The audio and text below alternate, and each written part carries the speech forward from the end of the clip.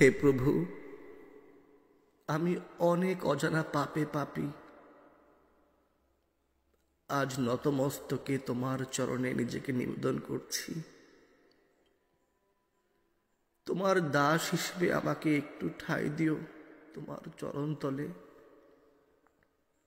আমি আমার কর্মের জন্য তোমার কাছে ক্ষমা প্রার্থনা করছি না। আমার কর্মের উপযুক্ত শাস্তিটুকু আমায় ভিক্ষা দিও এবং তা সহ্য করার শক্তি দিও, যাতে করে তোমার উপর থেকে আস্থা হারিয়ে না ফেলি। আমাকে সবসময় সঠিক ধর্মপথে রেখো। আমি বড়ই অধম।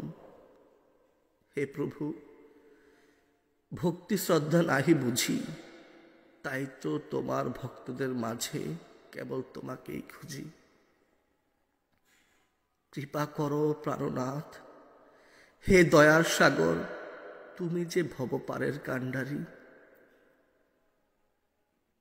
শ্রদ্ধা ভরে করো তবে পরমাত্মাকে প্রণাম। বদনে বল হরি হরি, অন্তরে লহ কৃষ্ণ নাম। তুমি তো সৃষ্টির শ্রেষ্ঠ জীব,